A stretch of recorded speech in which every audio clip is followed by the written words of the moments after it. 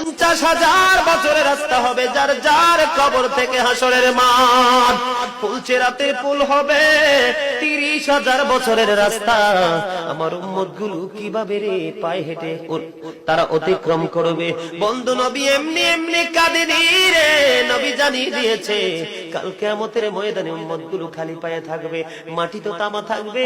ও বন্ধু, তাদের শরীরে কোনো পোশাক থাকবে না, উলঙ্গ অবস্থায় থাকবে।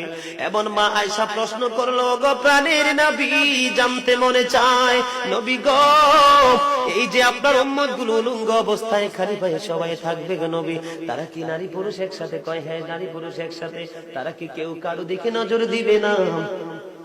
এবার আমার নবী বলেছে, আয়েশা রে, কেমন করে নজর দেবে রে আয়েশা? বন্যার পানি যেমনি প্রবল বেগে বৃদ্ধি পেয়ে পৃথিবীর মানুষগুলোকে গ্রাস করে ফেলে, কাল কিয়ামতের দিন এই জাহান্নামের আগুন মানুষের দিকে বন্যার মতো প্রবল বেগে ছুটে এসে মানুষকে ঘিরে ফেলবে। এত ভয়ঙ্কর হবে রে আয়েশা কেরা, এত ভয়ঙ্কর হবে আসুরের দিন, এত ভয়ঙ্কর হবে সেই দিন। আর সেদিন এত বিপজ্জনক হবে, একটা পুরুষ আর একটা নারীর দিকে তাকাইবার মতো সুযোগ থাকবে না।